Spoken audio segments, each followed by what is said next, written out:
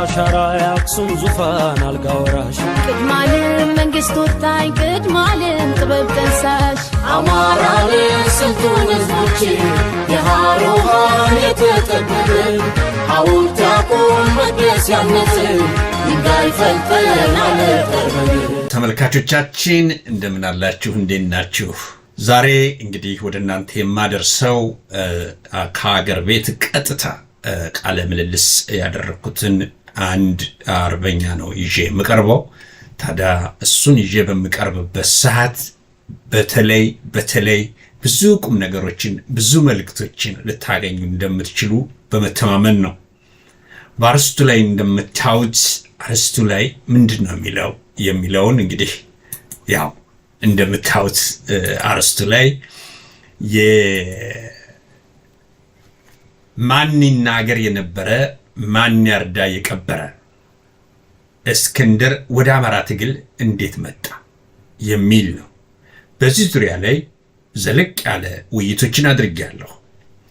በእነዚህ ውይይቶች መካከል ወይንም በቃለ ምልልሶች መካከል ለናንተ ይገባሉ የምላቸውን ጥያቄዎች ወይንም እናንተ ልትጠይቋቸው ትችላላችሁ የምላቸውን ጥያቄዎች አንስቻለሁና አንስቼ መልሶችን አግኝቻለሁ። ቀጥታ እሱን ነው የማደርሳችሁ። ከዛ በፊት ግን አንድ ማወቅ ያለባችሁ ነገር አለ። ስልካችን ወይንም ኢሜይላችን ግልጋሎት የሚሰጠው የናንተን ሐሳቦች ወደኛ ደርሰው ማስተካከል የሚገባን ካለ ማስተካከል፣ የምትጠቁሙን ጉዳይ ካለ የምትጠቁሙትን ጉዳይ መልሰን ወደ እናንተ ማድረስ፣ አስፈላጊ ናቸው የምትሏቸውን ደግሞ እንዲተላለፉ የምትፈልጓቸውን ምክሮች ሁሉ የምናስተላልፍ ስለሚሆን እየገለጽን በዝርዝር ስለማንገልጸው ይሆናል እንጂ ከሚደርሱን አኳያ እኛ ምን እያደረግን ነው፣ ምን እያስተላለፍን ነው የሚለውን እኛ እናውቀዋለን። ስለዚህ ማማ የቆመው ለአማራ ከፍታ ነው። ማማ ከፍታ ነው። የሀገራችን አርሶ አደር ከፍታ ላይ ሆኖ ነው ሰብሉን የሚጠብቀው። ከአዋፋት ከሚበሉት አጠቃላይ ሰብሉን ሊያወድሙ ከሚችሉ ነገሮች ሁሉ የሚጠብቀው ከፍታ ላይ ሆኖ ነው እንጂ ዝቅታ ቦታ ላይ ሆኖ አይደለም። ህዝባችንን ደግሞ ማዳን የሚቻለው ህዝባችንን ዘላቂ ሰላም እንዲኖረው ማድረግ የሚቻለው ማማው ላይ ከፍ ሲል ነው። ይሄንን ሁሌም አእምሯችን ውስጥ እያንዳንዱ አማራ ሊያስቀምጠው ይገባል። ምክንያቱም ተሳደናል፣ ተባረናል፣ ተገለናል፣ ታስረናል፣ ተገፍተናል፣ ተሰድበናል። እኛ ብቻ አይደለንም። አገር የሰሩ አገር ያቆዩ እናት አባቶቻችን ሁሉ ወይንም ሊቃኖቻችን ሁሉ ሳይቀሩ ታሪኮቻችን ሁሉ ሳይቀሩ የምንቋሸሹበት አይነት ሁኔታዎችን በተጨባጭ አይተናልና ያንን ዛሬም ልንታገለው የሚገባን ፈርጣማ ሆነን ነውና፣ ግን ፈርጣማ ሆነን እንዳንወጣ ዛሬም ያለው ትንቅንቅ ምንድን ነው? በተለይ በውስጥ በፋኖ ትግል ውስጥ ሰርጎ በመግባት ምን እየተሰራ ነው ያለው እና ትግሉን ጠልፈው ቀጥታ ወደ አልሆነ አቅጣጫ ለመውሰድ የሚደረገውን ትንቅንቅ በግልጽ መነጋገር ስለሚያስፈልግ፣ በግልጽ ለህዝብ ማድረስ ስለሚያስፈልግ ከእስክንድር ጋር ግንኙነት ወይንም ቆይታ የነበረው ሰው በተለያዩ እንቅስቃሴዎች ሰዓት የነበረውን ሁኔታ እንዲገልጽልኝ የጠየቅኩት እንግዳዬ ፈቃደኛ ሆኖ አለ። ስለዚህ እሱን ዛሬ ይዤላችሁ እቀርባለሁና እንድትከታተሉት ከወዲሁ እጋብዛለሁ። በተረፈ ቀጥታ ወደ ውይይቴ ይዣችሁ ልግባ። መልካም ቆይታ። ከጣና ሰማይ ስር የተቼው ዳሩ ማሽነው ለሀገሩ ሰላምን ሸምኖ በፊደላት ማሳ እውቀትን የዘራ ሸማ ፈትሎ ለባሽ ጠቢብ ነው አማራ።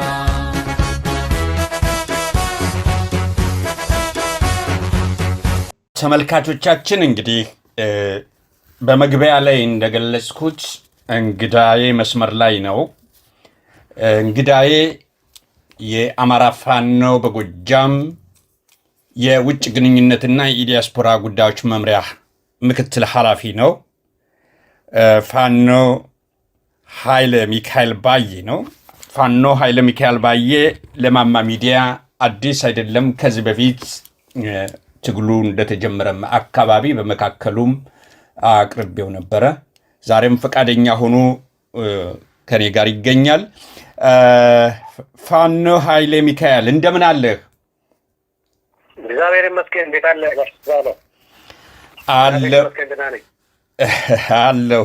አለሁ። እንግዲህ እናንተ ያው ያላችሁበት ሁኔታዎች ብዙ ጊዜ ለመነጋገር የሚያመች አይደለም። ግን ይህንን ጊዜ እንደምንም ተመቻችቶ ከአንተ ጋር ለመወያየት ፈቃደኛ በመሆንህ ምስጋናዬን እያቀረብሁ ዛሬ በቀጥታ ልንወያይ የምንችልባቸው ነጥቦች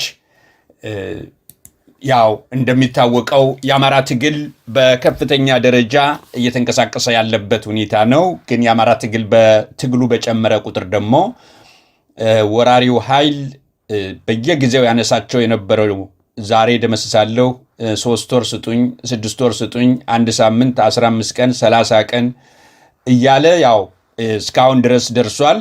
ሊያጠፋ አልቻለም። በ3 ቀን ሱሪ አስፈታል ማለት ነው ትጥቅ አስፈታል ያለ ራሱ እንደፈታ በተጨባጭ በግልጽ የታየ ነውና ይሄን አስመልክቶ ብዙ ነገሮች ተብለዋል። እዛ ውስጥ ይሄ ነው ያልኩ ብዙ ነገር አልሄድም። ዛሬ መሄድ የሚፈልገው በተለይ ትግሉን በጋራ የተጀመረው ማለት ትግሉ በአራቱም አቅጣጫ የተጀመረውን ትግል ለመጥለፍ የተሄደበትን ሙከራና ትግሉን ለመጎተት የተሄደበትን ሙከራዎች አሁንም ያ ጉዳይ አለና ወደ ለየለት እናጠቃቸዋለን ወደሚልም ጉዳይ የተገባበትም ጉዳይ በመሆኑ እውነቱን መነጋገር ያስፈልጋል። ስለዚህ ማን ይናገር የነበረ ማን ያርዳ የቀበረ እንደሚባለው በእስክንድር እንግዲህ ወደ አማራ ትግል እንዴት መጣ የሚለውን አጠቃላይ ሁኔታዎች የምንዳስስበት ነው የሚሆነው። በዚህ ጉዳይ ላይ አንተ ከጅምሩም ቢሆን ስለ እስክንድር የምታውቀው ጉዳዮች ስላሉ በነዛ ዙሪያ ላይ ሐሳብህን እንድታካፍለኝ ነው። ታዲያ ቀጥታ ወደዛ ጥያቄ ከመግባቴ በፊት ላነሳ የምፈልገው በመጀመሪያ የማነሳው ወደ ጫካ ከመውጣትህ በፊት የአማራ የህልውና ትግል ላይ የነበረህ አስተዋጽኦ ባጭሩ ምን እንደሚመስል ብትገልጽልኝ። እሺ፣ አመሰግናለሁ በድጋሜ ጋሽ ሱባለው። ያው እንግዲህ የህልውና አደጋ የወደቀ ማህበረሰብ ውስጥ እንደመገኘቴ እኔም እንደ አንድ አማራ ወጣት የማህበረሰባችን ችግር ውስጥ ስለወደቀ መፈናቀሉ፣ መገደሉ፣ መሳደዱ ስለበዛ በአማራነታችን ተደራጅተን ይህን የገጠመን የህልውና አደጋ መቀልበስ አለብን በማለት ከዛሬ 5 እና 6 ዓመት በፊት የሲቪክ ማህበር በማቋቋም የአማራ ወጣቶች ማህበር በሚባለው አደረጃጀት ማድረግ የምንችለው እንደ ወጣት ማድረግ የምንችለውን ነገር ያው ወቅቱ በሚፈቅደው መንገድ በሲቪክ ማህበር ተደራጅተን የገጠመንን የህልውና አደጋ የወጣቱን ጥያቄ ይሄ ማህበራዊ፣ ኢኮኖሚያዊ፣ ፖለቲካዊ ጥያቄዎች አይደለም በመሰረታዊነት እያስመጣገልባቸው የነበሩ ያው በየጊዜ መፈናቀል አለ የምናውቀው ነው ሁላችንም። ይሄን ነገር እዚህ ላይ ለአድማጩ ማስረጃ ስለሚሆን እሱን ሁሉም ስለሚያውቀው ያህንን ለመቀልበስ የገጠመን የህልውና አደጋ ለመቀልበስ በምንችለው መንገድ ስንታገል ነበር። ይህን ያደረግነው ምንድን ነው? መጀመሪያ የአማራ ወጣቶች ማህበር በባህር ዳር የክፍለ ከተማ አንድ ስራ አስፈጻሚ የመሆን እዛም የከተማው የባህር ዳር ከተማ የአማራ ወጣቶች ማህበር ሰብሳቢ የመሆን በመቀጠልም ያው እያደገን የሄደው እንትኑ የኔ የትግል እንቅስቃሴ ወይም አደረጃጀት ውስጥ የነበረ ተሳትፎ በኋላም የአማራ ወጣቶች ማህበር የሀገር አቀፉ ሰብሳቢ በመሆን የምንችለውን ከጓደኞች ጋር ከሌሎች ወጣቶች የአማራ ወጣቶች ጋር በመሆን የምንችለውን አስተዋጽኦ አድርግ ነበር። በዚህ የትግል ህይወት ውስጥ በሲቪክ አደረጃጀት በምንቀሳቀስበት ሰዓት ላይ ያው ሁላችንም እንደምናውቀው ከታገቱ የ17ቱ የደምቢ ዶሎ ዩኒቨርሲቲ ተማሪዎች ዘመን ጀምሮ እስከ ቅርብ ጊዜው እንግዲህ አብዮቱ ሊፈነዳ በዋዜማው የልዩ ኃይላችን መፍረስ ድረስ የምንችለውን በተቃውሞ በህዝባዊ እምቢተኝነት በተለይም ባህር ዳር ከተማና በሌሎች የክልሉ ከተሞች መሰል የጥያቄዎችን በማንገብ ተቃውሞችን የሰላማዊ ትግል የሚጠይቃቸው የትግል ስልቶች በሙሉ ተግባራዊ ስናደርግ ቆይቻለሁ። ከሞላ ጎደል ያው ዘመኑ የሚፈቅደውን ይሄ መጫወቻ መንገድ ሜዳው ያው የብሔርተኝነት መስመር ስለሆነ በዛ የቤት መስመር ተሰልፌ የምችለውን ሁሉ ሳደርግ ቆይቻለሁ። የሆነ ባጭሩ በጣም አመሰግናለሁ ኃይለ ሚካኤል።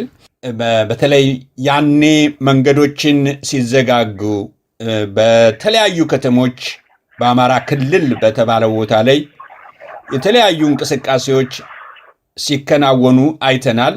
ወጣቱ ከፍተኛ የሆነ እንቅስቃሴ አድርጎ የመጨረሻ ሰልፌ ነው ብሎ እስኪል ድረስ ታከናውኑት የነበረው እንቅስቃሴ ቀላል አልነበረምና እሱ ለሁሉም ወገናችንም ከአማራ ውጭም ያለው የሚረሳው አይመስለኝም፣ በምስልም በቪዲዮም መልክ ስላለ። ወደ ቀጣይ ጥያቄ ልሻገር። አብዮቱ በመጀመሪያ ብአዴንን ከባህር ዳር ከተማ ላይ ወገቡን የቆረጠው ትግል ሲጀምር በቅርበት ነበርህ አንተ። እንዴት ትገልጸዋለህ ያን ጉዳይ?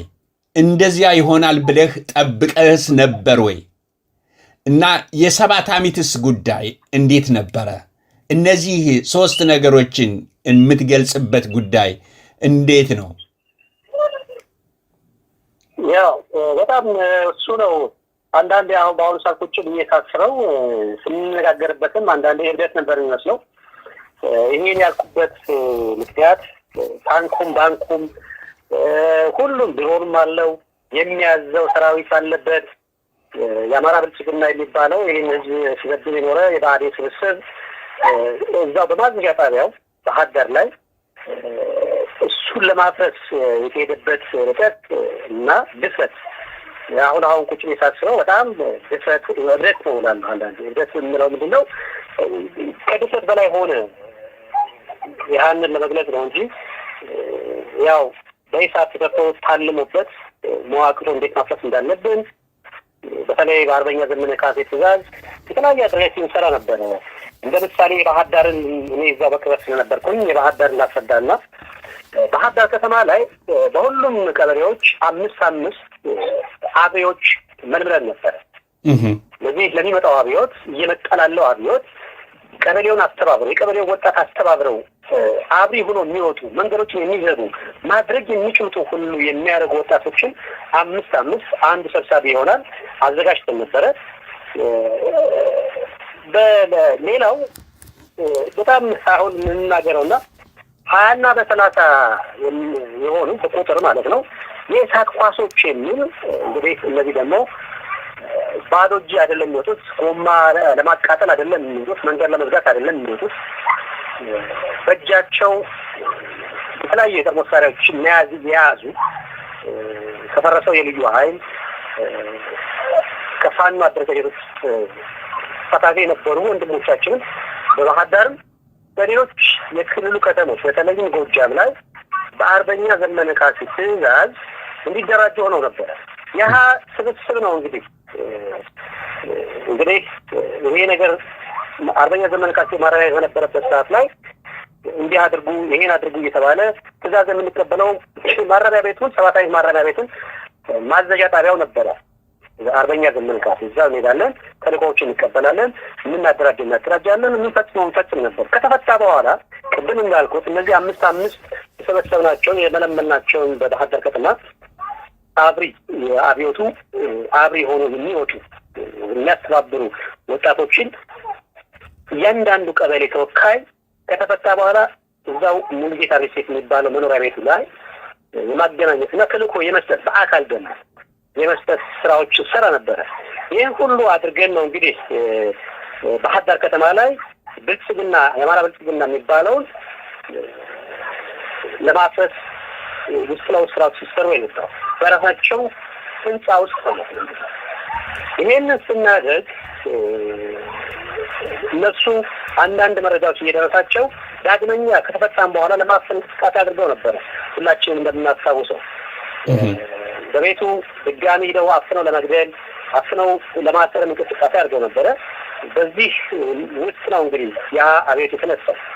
እናም ያው የተዘጋጀው ወጣት በተለይ ባህር ዳር ከተማ ላይ ህዝቡም ቁጣ ላይ ስለነበረ የበደላችን ጥግ ጫፍ አንገታችን ላይ ደርሶ ስለነበረ ሁሉም ሆ ብሎ ተነሳ። የተቀሰቀሰ የተደራጀ ወጣትም ማድረግ የሚችለው ሁሉ በማድረግ ባህር ዳር ከተማ በህዝባዊ አብዮት መቆጣጠር ችለናል። ወዲያው በአጭር ሰዓታት በአጭር ጊዜ ማለት ነው።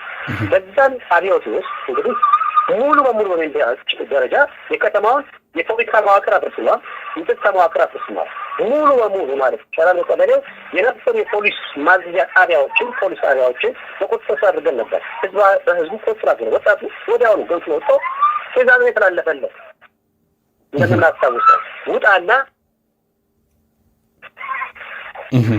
ውጣና በየአካባቢ ያለውን የጸጥታ መዋቅር የፖለቲካ መዋቅር የጸጥታ መዋቅር ባዴን የሚባለው የአማራ ብልጽግና የሚባለው ተቆጣጠር ነው የተባለው። ወደ እኔ አትምጡ ነው ያለው። አርበኛ ዘመነ ካሴ እንዳስተላለፈው በወቅቱ እሱን ለማፈን የመጣው ነው። አይ እኔ እዛ ያሉ ወንድሞቼ እንበቃለን፣ ራሳችን እዚህ መከላከል እንችላለን።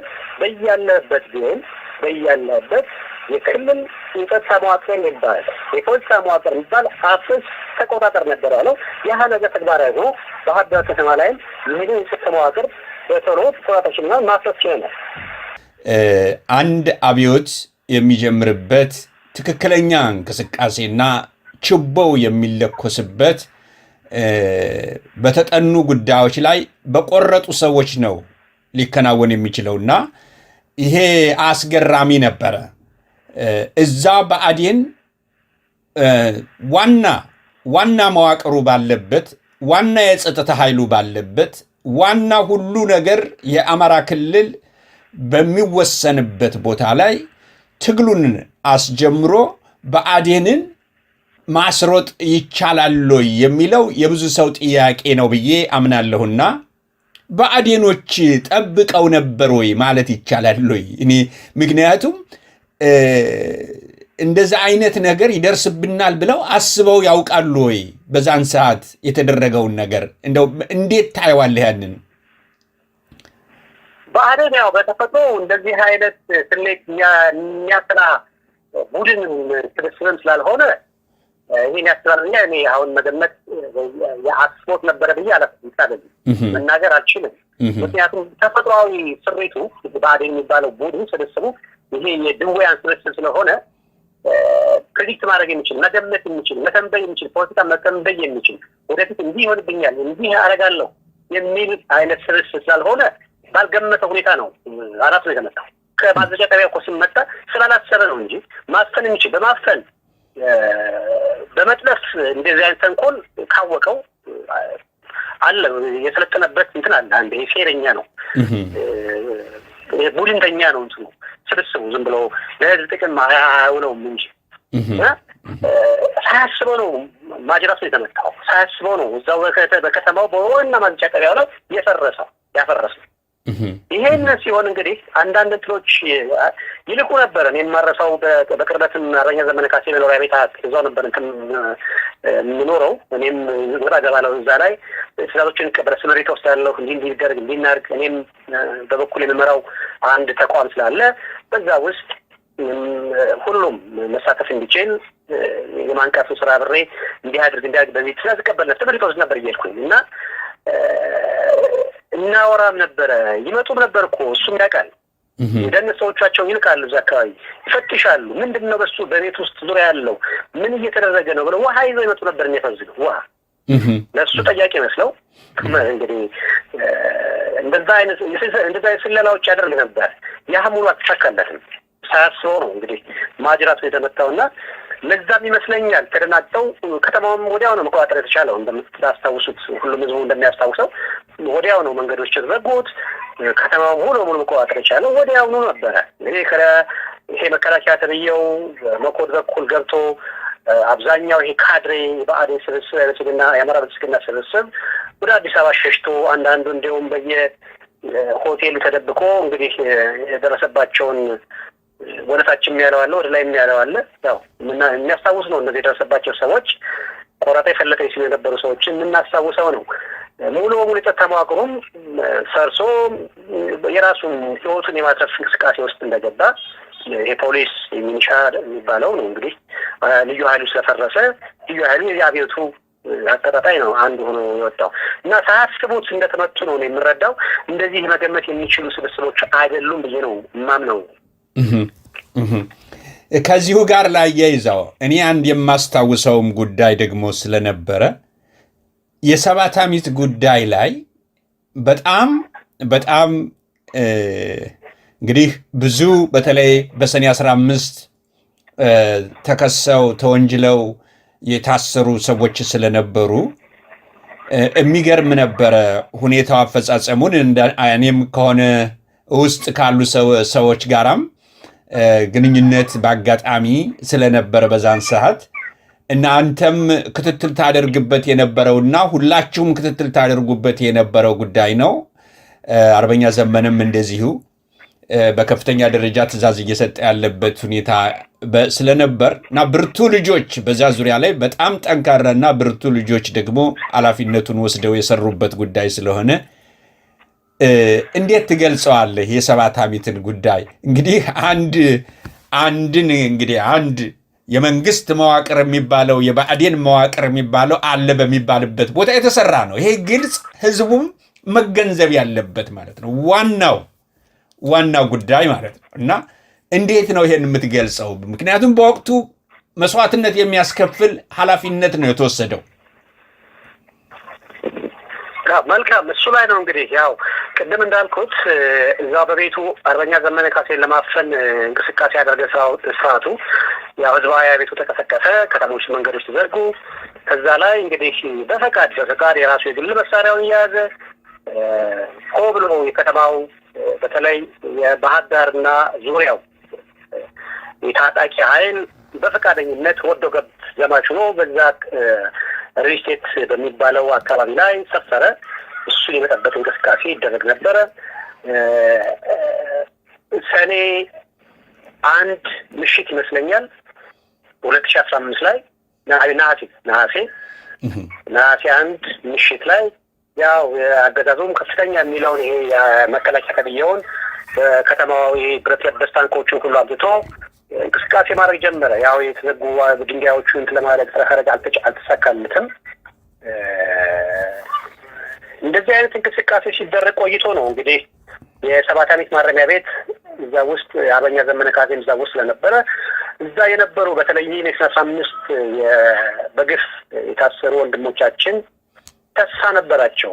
የፖለቲካ እስረኞች ተስፋ ነበራቸው። አርበኛ ዘመነ ካሴ ከወጣ በኋላ በሱ በሚሰራው ኦፕሬሽን ያስፈታናል ብለው ተስፋ ነበራቸው፣ ይናገሩ ነበረ። ከወጡም በኋላ ተናግረዋል፣ ሁላችንም እንደምናስታውሰው። እና እንግዲህ ነሐሴ 1 ሌሊት ላይ በባህር ዳር አካባቢ በሚገኙ የፋኖ አደረጃጀቶች እዚህ አርበኛ ዘመነ ካሴን በሚጠብቅ ከነበረው የፋኖ አደረጃጀት በሁሉም ርብርብ በአርበኛ ዘመነ ካሴ ቀጭን ትዕዛዝ የሰባት ዓመት ማረሚያ ቤት መሰበር አለበት ተብሎ ተወሰነ። መጀመሪያ በሌሊት ነበር እንቅስቃሴ የተደረገው። በሌሊት አልመቻለ፣ ትንሽ በሚፈለገው መንገድ ቦታዎቹ አልተያዙም ነበረ። ሳይሳካ ቀረ። ከነጋ በኋላ ነው እንግዲህ ማረሚያ ቤቱ የተሰበረው እና ያው እጅግ በሚገርም ሁኔታ በተወሰኑ ጉዳቶች ማረሚያ ቤት ግዙፍ ማረሚያ ቤት በሺዎች የሚቆጠሩ ግዙፋን በተለይ የፖለቲካ እስረኞች ነበሩበት እዛ ውስጥ እነሱን የማስፈታትና የማስለቀቅ ስራ ሰርቷል። ይሄ የመጣው መከላከያ ተብዬው ከተማ ውስጥ ነበረ፣ መድረስ አልቻለም። ያን የሚደርስበት መንገድም አልነበረው። ህዝቡ ወጥቷል በነቂስ፣ መንገዱ ተዘግተው ነበረ።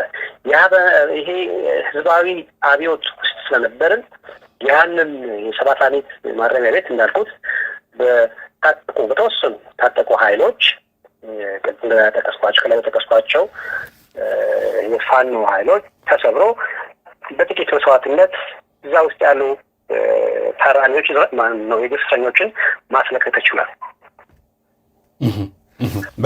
በጣም እኔም በወቅቱ አስታውሰዋለሁ ይሄን ጉዳይ እንዲህ አይነት ነገር ምን አይነት ከባድ ኃላፊነት እንደሆነ የተወሰደው እርምጃ ቀላል አልነበረምና ብዙዎቹ የተለቀቁበት የፖለቲካ እስረኞች ነፃነት ያገኙበት ነው። እንግዲህ ባለፈው ጎንደር ላይ ህይወቱ ያለፈውም እነ ኮሎኔል ታደሰ ነው እንደዚህ ይመስለኛል።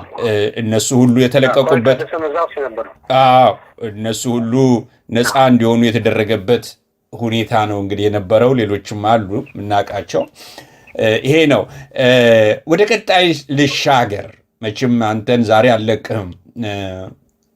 የአማራ የህልውና ትግል ላይ በተለያዩ የአማራ ቀጠናዎች ከፍተኛ ትግል እየተካሄደ ነው። አሁን ባለው ሁኔታ ከፍተኛ ትግል በአራቱ አቅጣጫ ከፍተኛ ትግል እየተካሄደ ነው። ወደ ሌሎችም እየተዛመተ ያለበት ሁኔታ፣ ወለጋም ራሱን እያደራጀ ያለበት ሁኔታዎች አሉ። ግን በዋናነት በአራቱ ቀጠናዎች ውስጥ ባለው ጉዳይ ላይ ነው ጥያቄን ማንሳት የሚፈልገው እና አሁን ዘመቻ አንድነት ላይ ናችሁ። ይህን ሳልጠይቅ ማለፍ ስለማልፈልግ ነው ወደ ሌላው። ወቅታዊውን ሁኔታ በአጭሩ እንዴት ትገልጸዋለህ? ጥሩ። ያው ዘመቻ አንድነት እንግዲህ ትልቅ ውጤት ያመጣ እንቅስቃሴ ነው። ያው ሁላችንም እንደምንረዳው ያው በተናበበ ሁኔታ በአራቱም የአማራ አጽመ ርስቶች የሚገኙ የፋኖ አደረጃጀቶች በተለይም የአማራ ፋኖ በጎጃም፣ የአማራ ፋኖ በወሎ ወይም ቤተ አማራ፣ የአማራ ፋኖ በሸዋ፣ የአማራ ፋኖ በጎንደር አንድነት በጋራ ዘመቻ አንድነት በማለት ላለፉት 2 ወራት ኦልሞስት ሆኖታል እየደረሰ ነው። ዘመቻ አንድነት ታውጆ በጣም በርካታ ድሎች የተሰሩበት፣ በርካታ ጀብዶች የተፈጸሙበት ዘመቻ አንድነት ከታወጀ ቀን ጀምሮ በቃል አቀባዮቻችን በኩል እየተነገረ ነው። የተሰሩ ጀብዶች በየዕለቱ በመረጃ ቴሌቪዥን በሌሎች ሚዲያ አውታሮችም እየተነገረ ስለሆነ እሱን እዚህ ላይ መናገር ለአድማጩ ማስረጃ የሚሆን እሱን ልዘለው።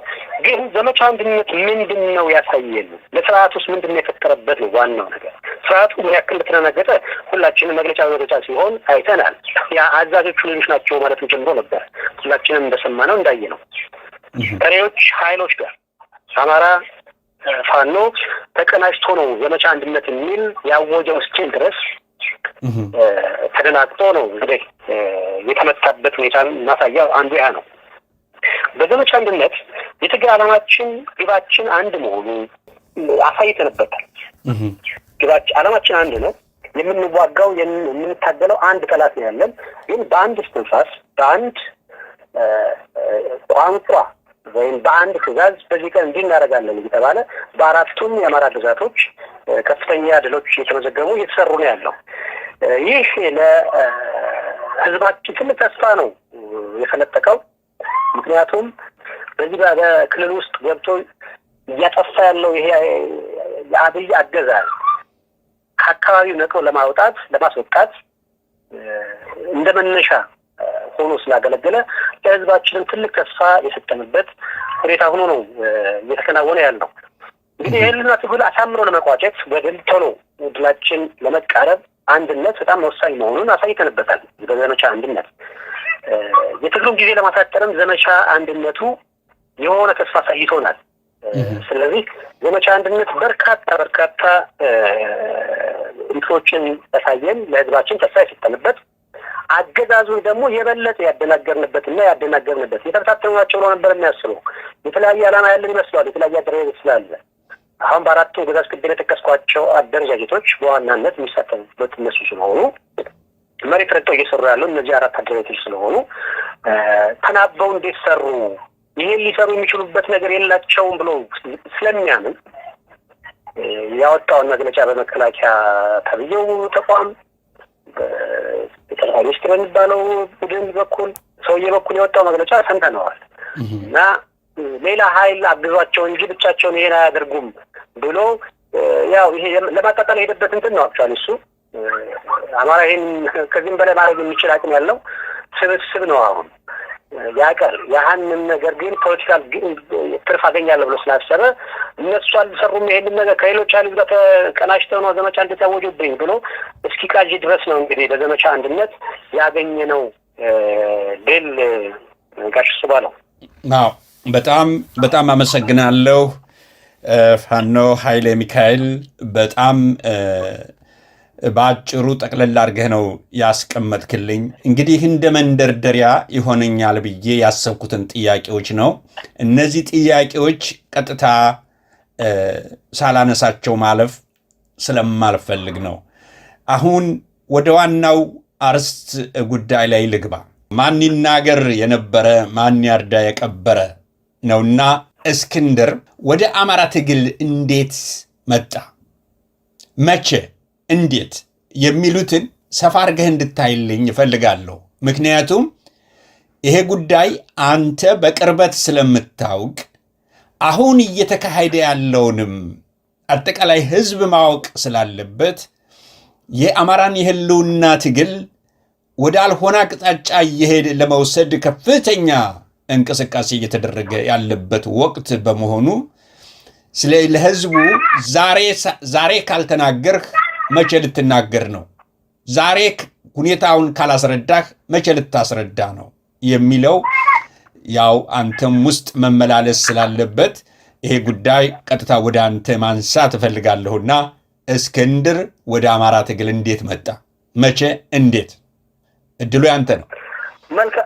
መልካም እስቲ ይሄን ነገር እንግዲህ ወደ ኋላ ነው እኔ እንደዚህ ላስታውሰውና መጀመሪያ ታስሮ እንደተፈታ ለውጥ የሚባለው ነገር እንደመጣ አካባቢ ነው። ያው አንዴ ህዝቡ ማስታወስ ያለበት በሰኔ 15 ያ የመከራ ቀን ወደ ባህር ዳር ሊመጣ ነበረ። መጥቶም ነበር ታስታውሳላችሁ ሁላችንም። ያንን ዝርዝር ጉዳዩን ምን ተፈጠረ ሁሉም የሚያውቀው ነገር ስለሆነ ልተወው። ግን በዛች ዕለት ነው እሱ መጥቶ እሱን ለመቀበል የሚደረግ እንቅስቃሴው ነበረ። ወደ ባህር ዳር ሲመጣ አቀባበል ያደረግነው እኛ ነበር። ታስሮ ከተፈታ በኋላ ባህር ዳር ከተማ ላይ እንደሚመጣ መረጃ የደረሰው ለአማራ ወጣቶች ማህበር ባህር ዳር ነበር። ያው ከዛ ቀደም አንደኛ የአማራ ወጣቶች ማህበር ስራ አስፈጻሚ እዛው አዲስ አበባ ላይ በአካል አግኝቶት አውርቶት ነበረ እና በቀጣይ ጊዜ ወደ አማራ ክልል እንደሚመጣና የተለያየ እንቅስቃሴ ጉብኝት እንደሚያደርግ አይነት አንዳንድ እንትኖች ይጠቃቀስለታል።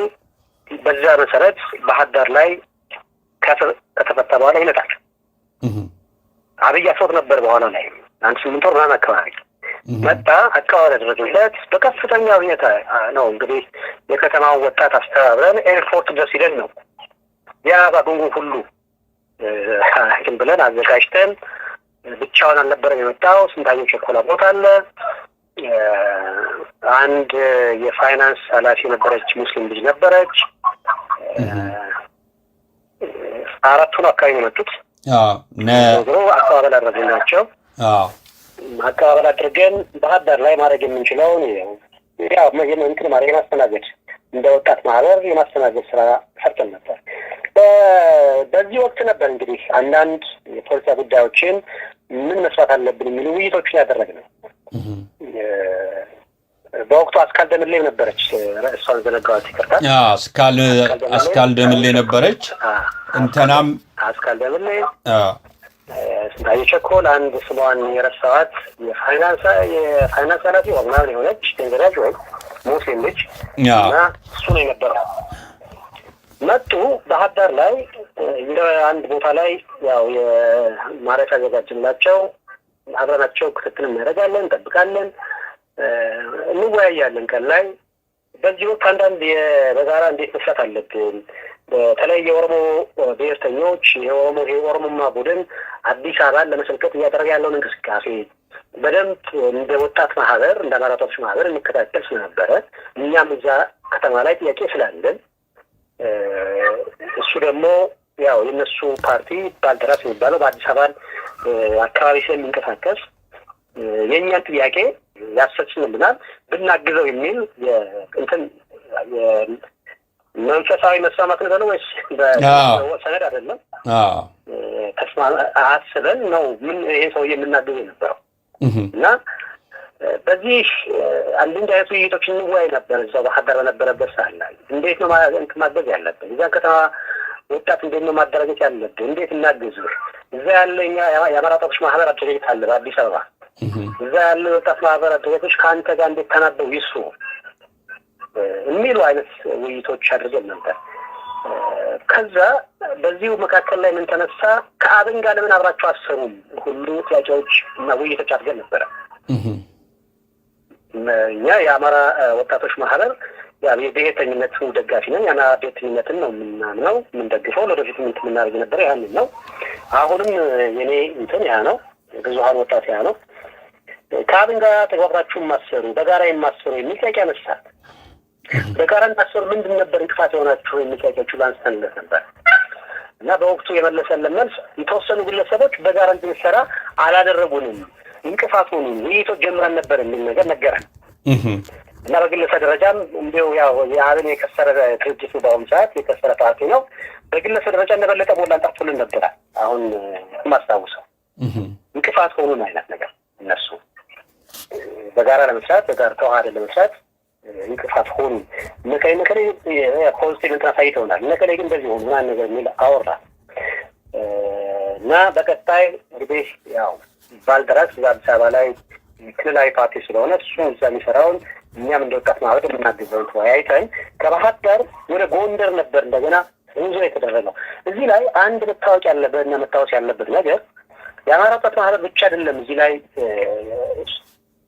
እሱን እንትን የሚያደርገው እስክንድርን የአብሮት የሚወያየው ጥበቃ የሚያደርገው እና በጋራ ሌሎች በወቅቱ የነበሩ የፋኖ አደረጃጀቶች አሉ ለምሳሌ እንደ ጎጃም የአማራ ህዝብ ኃይል አደረጃጀት አለ አርበኛ ዘመነ ካሴ የሚመራው ጎንደርም በወሎ በሸዋም የተለያዩ የፋኖ አደረጃጀቶች ነበሩ እንደምናስታውሰው እና ከባህር ዳር ወደ ጎንደር ጉዞ ማድረግ ነበረበት ከባህር ዳር ወደ ጎንደር ሲሄድ ከጎንደር ያሉ የፋኖ ወንድሞቻችን መጥተው ባህር ዳር ድረስ ተረክበውን ነው በመኪና ሽኙ ነው ጎንደር ሲደርስ እዛ ያለው የኛ ወጣት ማህበር አደረጃጀቶች አው ከዛው ካለ የፋኖ አደረጃጀት በጋራ ሁነው እዛ አካባቢ የሚያደርገውን እንቅስቃሴ ማግኘት ያለበትን ግለሰብ አግኝቶ ተወያይቶ እስኪወጣ ድረስ አስፈላጊውን ትብብር እንዲያደርጉ እኛም እዛ ላለው ወጣት ማህበር አባላት ተናገር ነበር ይሄውን የሚደረገው ከጎንደር ወደ ወሎ ከወሎ ወደ ሸዋ እንዲህ አይነት ቱር ነበር ያደረገው እንቅስቃሴ ያደረገው በየሄደበት እንግዲህ ያው የሚያገኛቸው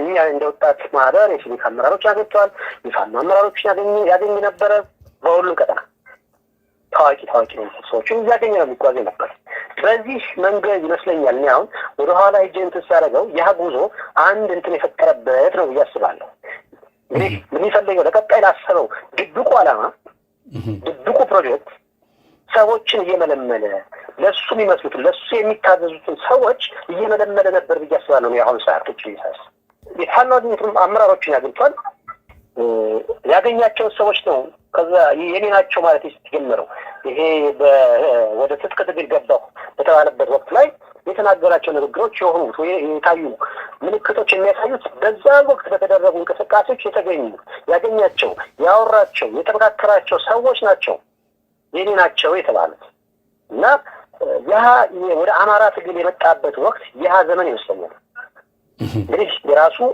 በውስጡ የደበቀው አንድ ፕሮጀክት አለው አንድ ዓላማ አለው ለኔ ለዛ ወጣት ማህበር የአማራ ወጣት ማህበር ነው ዲጄኔ በአማራ ብሔርተኝነት ወደፊት እየተንቀሳቀሰ ላለ ወጣት አይነገረውም የሚነገረው ላይ ነበር ገብሱ ነበር የሚነገረን ማለት ነው እኛ መጫወቻ ነበር ዝም ብለን ማለት ነው ያን መረዳት አለመረዳት ሌላ ጉዳይ ሆኖ ይኛ ግን ቀና አርገን ስላሰሩን ያው በዚህ እንቅስቃሴ ውስጥ ማድረግ የምንችለው እንደ ታላቅ ወንድም ልክ እንደ አንድ አማራ ታጋይ ብለን አስበነው ስለነበረ ማድረግ የምንችለው ሁሉ አድርገንታል በዚህ መንገድ ነው ወደዚህ ክልሉ ውስጥ ወዳሉ የሲቪክ አደረጃጀቶችን የፋኖ አደረጃጀት መሪዎች ገብቶ የማግኘትና የማውራት እንቅስቃሴ ወደ ትግሉ የገባው ያሰው ወደ አማራ ትግል የመጣበት መንገድ ይሄ ይመስለኛል ከጉዞ በኋላ እንግዲህ የሆነው ጉዞውን ጨርሶ ሁላችንም ያው ይሄ የሱን ታሪክ ለማድረግ ሳይሆን ከጉዞ በኋላ ወደ አዲስ አበባ ተመለሰ አንድ ትር ወደ ውጭ ሀገር ሄደ መሰለኝ ካራስታው ወጣት ተፈስኩ ሄዷል መጥቶ ወደ ሸዋ አካባቢ ራሳ የሚባል ቀጠና ላይ ለስድስት ወር ሄዶ ገብቶ ጠፋ። የሚገርመው በዛ ወቅት እኛ መረጃ ነበረ። እዛ አካባቢ የሚንቀሳቀሱ የወጣት ማህበር ልጆች በቅርበት አግኝተውት ነበር እና ያ በግልጽ እንዲህ ነው ባንባባልም አግኝተውት እዛ አካባቢ እንደተቀመጠ ምን እንደፍላጎቱ የሚለው ግን እንዳልተረዱት ነበር በወቅቱ የነገሩን። ለስድስት ወራት ተደብቆ እዛ ሸዋ አካባቢ ቆየ። በዚህ ሁኔታ ነው በእንዲህ አይነቱ መንገድ ነበር ወደ አማራ ትግል ውስጥ የገባው መልሶ ቆመ። አዎ ያው በርከት ያሉ ጥያቄዎች በዚህ ዙሪያ ይኖራሉ። ምክንያቱም ተመልሰን እናነሳዋለን። በሌሎችን ላስከትልና እመለስበታለሁ።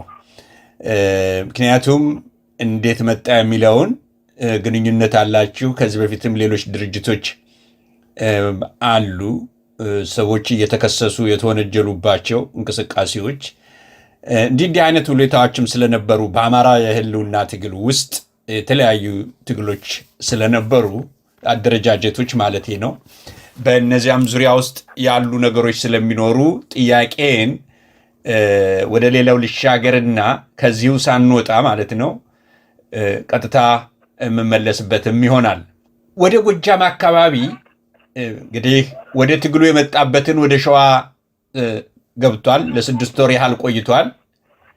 ግን በዛ መካከል ውስጥ ያሉ ጉዳዮችም ይኖራሉ።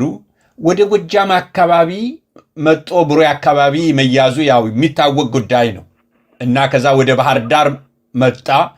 ከዛ ወደ አዲስ አበባ ደግሞ አገዛዙ ለመውሰድ ያደረገው ሙከራን የከሸፈበት ያው እናንተ ባደረጋችሁት ባካሄዳችሁ ማለት ወጣቱ እንደዚህ አይነት ተያያዥ ጉዳዮች አሉ። አንድ ይሄንን እንደው ምን እንደሚመስል ይሄንን ማየት እፈልጋለሁ። ከዚህ ጋር የሚያያዝ የባህር ዳር የወጣቱ ንቅናቄ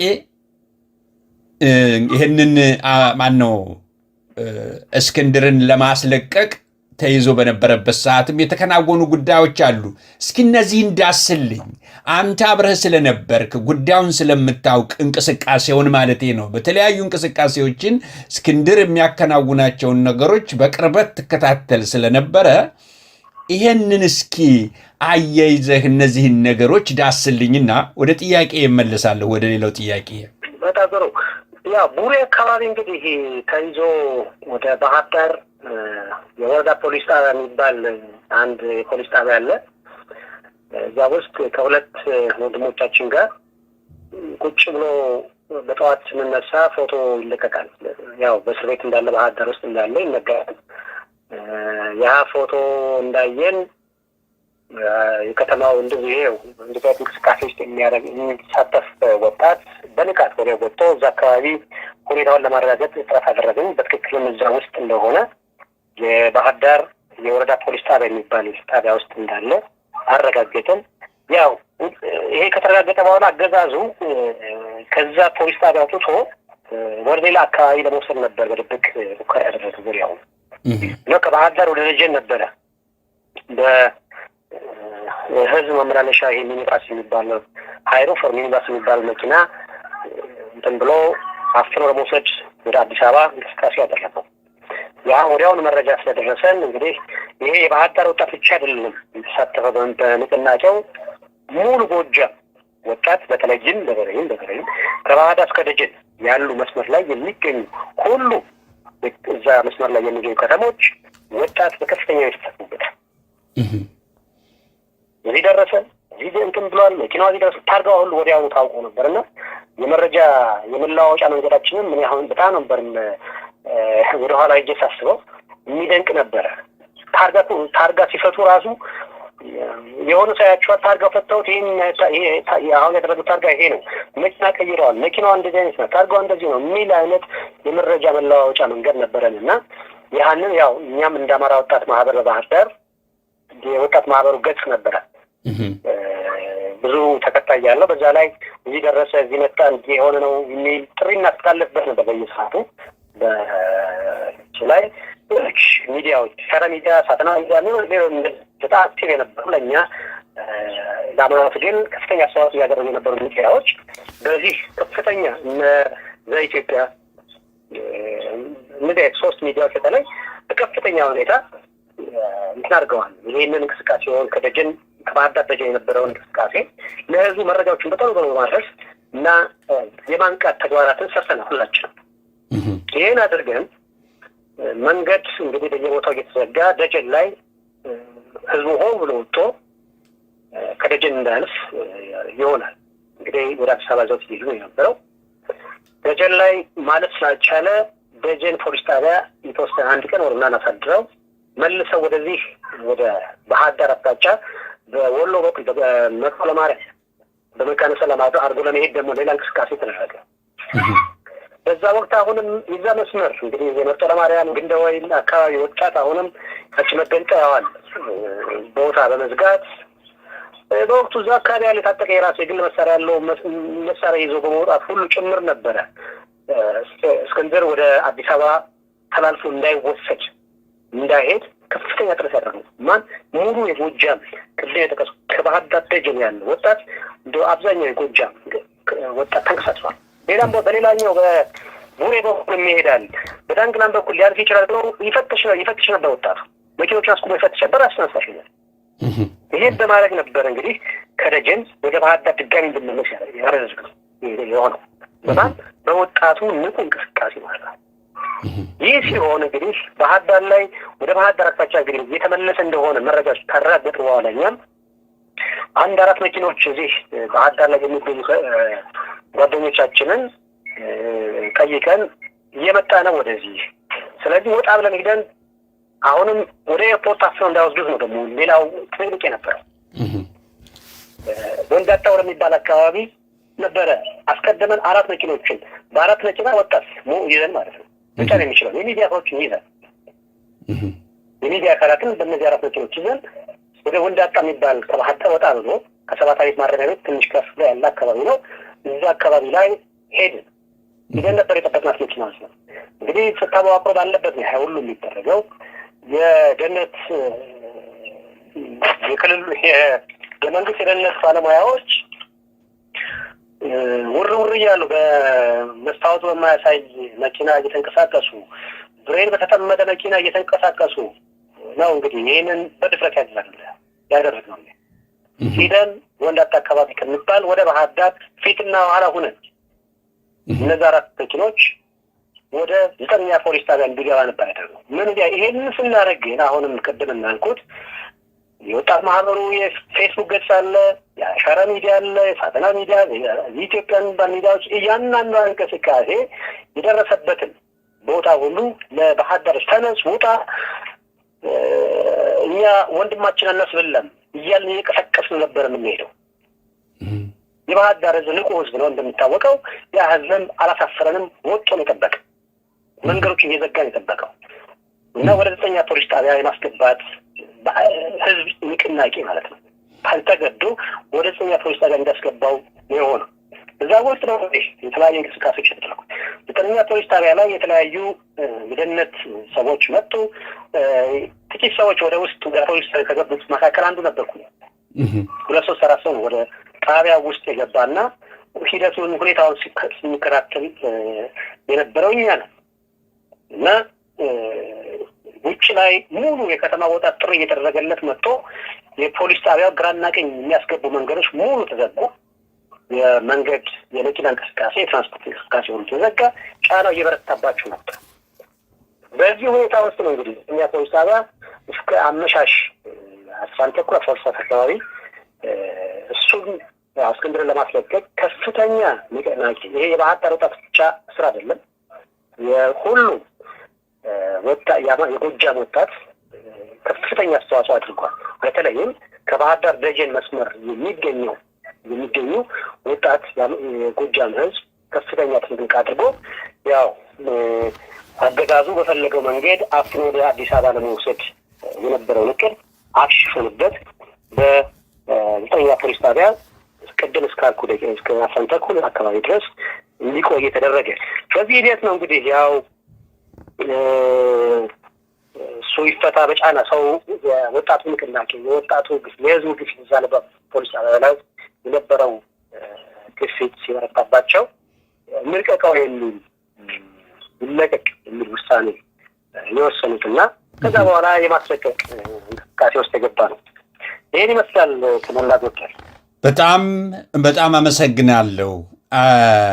አንዳንድ ይህንን ስር በምትገልጽበት ሰዓት በውስጤ አንዳንድ ጉዳዮች ይመላለሳሉ። እነሱን አነሳለሁ። ግን እስቲ ዛጋ መጀመሪያ መቼም ለመለቀቁ ዋስ ሆነህ እንዳስወጣኸው ሰምቻለሁ። እንዴት ዋስ ለመሆን ቻልክ? እንዴት ነው የነበረው ሁኔታ? ያው ቀደም እንዳልኩት እንግዲህ እዛ ፖሊስ ጣቢያ ላይ ለመግባት ከቻሉት ጥቂት እንግዲህ ያው ከቀደም የጠቀስኩት ቦታ አለ። ከባህር ዳር ወጣ ብለን ተቀብለነው የመጣን እሱን አጅበን ይዘውት እንዳይሄዱ አድርገን ፖሊስ ጣቢያ ሲያስገቡት አብረን ነበር ዘለን ገባ በድፍረት። ሌላው እዛ የነበሩት አድማ ብተናዎች ሌላውን ህዝብ ወጣቱን ወደ ፖሊስ ጣቢያ እንዳይጠጋ እንቅስቃሴ ያደረጉ እኛ የተወሰኑ ሰዎች ውስጥ ገባል። ያው ጫናው እየበረታ እንደሄደ ውጭ ላይ ያለው እንቅስቃሴ እንደበረታ ስላወቁ ይለቀቅ ለምን ይለቀቅ ነው ጉዳዩ። ዝም ብለን እንለቀው አይ በዋስ የሚል ነገር ይመጣል። በዚህ መካከል ነበር እንግዲህ ያው በዋስ ይለቀቅ ማን ዋስ ይሆን ይመጣል። ማቀው ሰው ካልሆነ እንደው በመታወቂያ ዋስ ይባላል። ባህር ዳር ቤት ያለው እንደዚህ አይነት ተብሎ ነበር። በኋላ በመታወቂያ ዋስ ይሆን ተባለ። እና አንድ ወንድማችን ነበር እንደው ቤት ያለው ምናምን ሲባል አንድ ወንድማችን ስለዚህ ለጊዜው ልተውና እኔ ሆናለሁ ብሎ ፕሮሰስ ማድረግ ከጀመረ በኋላ እንደገና ሀሳብ ይቀየራል። ፖሊሶቹ ሀሳባቸው ይቀየራል። ግዴለም በቃ ዝም ብሎ ሌላ ሰው ዋስ መሆን ይችላል። ውዝግብ ነበር በእሱ እዚህ ያልከው ለሚዲያ የሚሆን አይደለም። በወቅቱ የተፈጠረው ውዝግብ እሱም እምቢ አለ። የማውቀው ሰው ካልሆነ የሚል ነገር አመጣ። የማውቀው ሰው ዋስ መሆን አለበት። በቃ ይሆናል አልኩኝ። እዛ ገባ ወደ ውስጥ ወደ መርማሪው ቢሮ ውስጥ ገብቼ ይሆናል አልኩኝ። ፖሊሱም ትሆናለህ አላሆናለሁ አልኩት። ይሆናል እሱ አለ። ያ ቀደም ስለምንተዋወቅ ከዛ አንድ ሁለት ሰው ይጨመርበት የሚል ነገር ፖሊሶቹ ምትራር ግድ የለም ብዙ እኔ ሁለት ሰው ጨመረን እና ዋሴ መሆኑን እንትን አስኬድ ነው እና ዋሶኝ ፈርሜ ካሶቹ ሰዎች መካከል አንዱ ነኝ። በጣም አመሰግናለሁ። እዚሁ ላይ ላንሳ። በዋስ ከተፈታ በኋላ ምን ተግባራትን ተከናወኑ? እዛ እንግዲህ መቼም በዋስ ተፈታ ምን ሆነ ከዛ በኋላ? መልካም እንግዲህ በዋስ ካስፈታነው በኋላ ያው እንግዲህ ይሄን ስናስተባብር የነበርን ልጆች አለቀቅንም። ይዘን ያዝነው ይዘን ያው አስፈላጊው ከለቀቁም በኋላ አፍጥነው ሊወስዱ ይችላል በሚል ስጋት ስለነበረን አብረን እሱን የመጠበቅ እንቅስቃሴ ውስጥ የገባነው። ቀጥቅን ያው መሽቷል። ህዝቡ ውጭ ላይ የነበረው ህዝብ ሰላምታ እንዲያቀርብ አደረግን። ለህዝቡ ማመስገንም ስላለበት ያን ህዝብ ያን ወጣት ማመስገን ስለነበረበት የማመስገን ተግባርም ተከናውኗል። ይህን ካደረገ በኋላ አንድ የተወሰነ ራት ማረሻ ቦታዎች አዘጋጀን።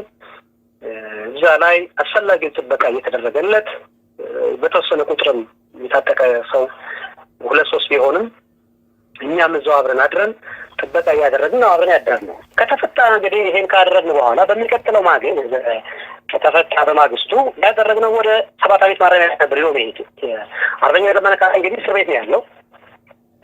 ወደ እሱ ነበር ዘለው ሄድ በጠዋቱ አብረን አደርን። አስፈላጊ ጥበቃ እንክብካቤ እያደረግን ያደርነው ወደ ማረሚያ ቤት 7 ዓመት ዘለው ሄድን። እዛ 7 ዓመት ነው እንግዲህ ውይይት የተደረገው። የተወሰነ ወጣቶች አብረን አለን። እዛ የነበረው ማረሚያ ቤት የነበረው ወጣትም ታራሚም በተለይ በፖለቲካ ጉዳዮች የታሰሩ አብዛኞቹ መጣው እንትን አደረጉ። በጋራ ሁለቱ ሲገናኙ ውይይት ተደረገ። በዚህ ወቅት እንግዲህ የተነሱ አንዳንድ ልጆች ነበሩ። ህዝቡ ማወቅ ያለበት ፈልጋቸዋለሁ ማረሚያ ቤት ውስጥ የተነሱ ነገሮች ምንድናቸው? ማን ምን አለ? እነዚህ ነገሮች ግልጽ ብታደርግልኝ እዛው ስለነበርህ ይሄን እውነት መገለጽ ስላለበት ብዬ ነው። መልካም እሱ ነው። እዛ ላይ እንደገባን ያው ምንድነው እስክንድር ምንድነው የተናገረው? ድል የሰጠው መጀመሪያ ለሱ ነበረ። ቃላቶቹ አረሳቸውም ራሱ ትልቁ ዋርካ አላችሁ፣ ትልቁ ዋርካ አለን፣ በሱ ስር መታገል፣ በሱ ስር ሆኖ ለአማራ ሕዝብ መታገል እድለኝነት ነው የሚል ብርቱ መሪ እንዳለን፣ ብርቱ መሪ እንደሆነ፣ ጀግና መሪ እንደሆነ፣ ከሱ ስር ሆኖ መታገል እድለኛ መሆንም እንደሆነ እና መሰል በጣም ጠንከር ያሉ ቃላቶች ማለት ነው። ማንን ነው እንደዛ ያለው? እንደዚህ የሚለው አርበኛ ዘመነ ካሴ ነው እንደዚህ የሚለው። ትልቁ ዋርካ ነው እሱ፣ በሱ ስር ሆኖ መታገል፣ ጀግና መሪ ነው፣ ብርቱ መሪ ነው። በሱ ስር ሆኖ መታገል መታደል ነው፣ እድለኝነትም ነው። እዛ ለነበርን ወጣቶችም እዛ ለነበሩ የፖለቲካ እስረኞችም ጭምር ነው ይሄን ንግግር የተናገረው እና መሰል አሁን ሌሎችን ይሄ ዝርዝሮችን ገበቸው ግን ዋና ዋርካ አለ፣ ትልቅ ዋርካ፣ ብርቱ መሪ ነው፣ ጀግና መሪ ነው፣ ህይወቱን ለአማራ ሕዝብ የገበረ ወጣት መሪ ነው። እንደዚህ አይነት ንግግሮች ነበሩ እና በሱ ስለሆነ መታገል እድለኝነት ነው። ታድላችኋል፣ ታድለናል፣ እንዲህ አይነት መሪ ማግኘታችን ያዘግተናል ነው የተናገረው። ማለት ያው ህዝብ ያለበት ይሄ መቼም ትልቅ አጀንዳዎች የሚነሱ አይደለም። እንዲህ አይነት ነገሮችም ተነግረዋል። አርበኛ ዘመነ ካሴ በዛው ተናገረ። ያው እንኳን መጣ ያው እንትን ምንድነው ቀደም እንደተጠቀስኩት ወደ ሸዋ አካባቢ ራሳ አካባቢ ስለነበረ እዛ አካባቢ እንደነበረም እዛ ሲያደርግ የነበረው እንቅስቃሴ መረጃ አለው። እንግዲህ የሚገናኙበት ፕላትፎርም ነው ይሁን አላውቅም። ይሄንን ከዛ በኋላ ምን ነው እንዴት እንደዛ እኔም አውቃለሁ። እንደ ማንኛውም ሰው ይሰማ ይሆናል። ምን በሆነ አጋጣሚ ሰምቻለሁ እዛ አካባቢ እንደሆነ። ከዚህ በኋላ የትም አትሄድም ይለዋል። ከዚህ በኋላ የትም አትሄድም፣ እዚሁ ሆነህ ትሰራለህ፣ ታግዘናለህ፣ ቦታ ይዘጋጅልሃል፣ ቦታ እንሰጣለን፣ እኛም ማድረግ ያለብን እናደርጋለን ይለዋል። በጣም ተቀበለ። እሱ በደስታ የተቀበለው የሚያግዙ ልጆች እሱን እንግዲህ ጥበቃ ያስፈልገው ነበር። እንግዲህ እንደዚህ ቀደመው እንደ መታፈል እንዳይመጣ ቦታዎቹም መመረጥ አለባቸው። ምክንያቱም አገዛዙ ጥርስ በነበረበት ሰዓት ላይ ነው። ስለዚህ ያንን ነገር ተቀበለ።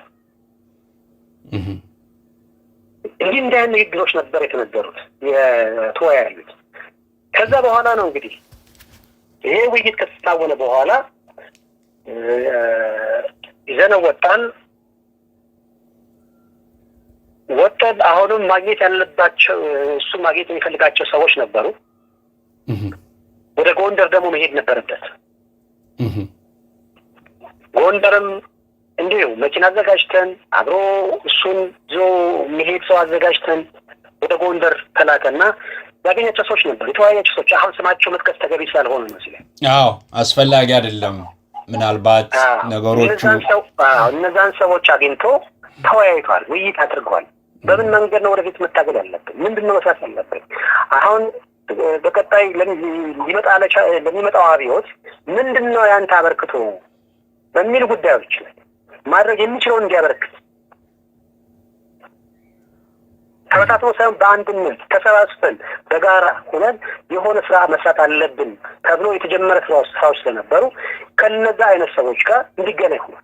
ተገናኝ ተወያይቷል። እያንዳንዱ ጉዳዮች የተሰሩ ያሉትን የደረሰበትን ያ ስብስብ የደረሰበትን ፕሮግረስ ሁሉ እዚህ ደረጃ ተደርሷል። ከዚህ ተጀምሮ እዚህ ደረጃ ደርሰናል።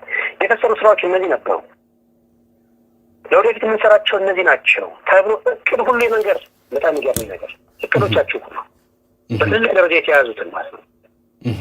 እቅዶቻችን እነዚህ ናቸው የሚል እንግዲህ አንዱን መታገል አስፈላጊ ስለሆነ ነው።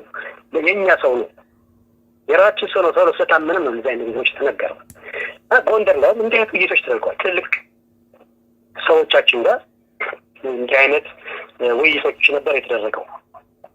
በጣም አመሰግናለሁ። እኔ አንዳንድ ከነበሩት ሁኔታዎች አሁን ከሚካሄዱት አኳያ ብዙ ስሜቴን የሚፈታተን ነገር አለ። አንድ ጥያቄ ላንሳና ወደ ቀጣዩ ልግባ። አርበኛ ዘመነ ካሴን ለማጠልሸት የተሄደበት ሁኔታዎች ነበሩና እነሱ ሁሉ እየመጡ አእምሮዬ ጋር ይመላለሳሉ። በእስክንድር ደጋፊዎች ማለት ነውና አሁንም ቢሆን የሚያከናውኑት በመሆኑ ክህደቱ ከዛ በኋላ በዚህ ጉዳይ ላይ እንዳልቀጠለ ዘመነ የትም አትሄድም፣ እዚሁ መታገል አለብህ፣ ቦታ እንመርጣለን፣ አጃቢ መመደብን የመሰሉ ነገሮችን ከዚህ በፊትም ገልጿቸው ስለነበረ እነዚያ ሁሉ አእምሮዬ ጋር እየመጡ ነው እንትን ያሉት። ለማንኛውም ተመልካቾቻችን ከፋኖ ኃይለ ሚካኤል ባየ በተለይ የውጭ ጉዳይ ላይ ከፍተኛ የሆነ ኃላፊነት ያለው የአማራ ፋኖ በጎጃም የውጭ ግንኙነትና የዲያስፖራ ጉዳዮች መምሪያ ምክትል ኃላፊ ነው። እዛው መሬት ላይም በተለያዩ አቅጣጫዎች ከትግል አጋሮቹ ጋር በመሆን የማደራጀቱ የመስራቱ በመንቀሳቀሱ ጉዳይ ላይ ከፍተኛ አስተዋጽኦ እያደረገ የሚገኝና ትግሉን ወደፊት እንዲሄድ ከፍተኛ ጥረት እያደረገ ያለ ጀግናችን ነው። የክፍል 1ን እዚህ ላይ ላቁምና በክፍል 2 እንገናኛለን። ይገጂ ያልደፈረን ባህል ጠላት ያልበደ አማራነትን ተላብሰን አማራነትን ተኩለን ነፃ ህዝቦች እንደነበር ነፃ ህዝቦች እንሆናለን።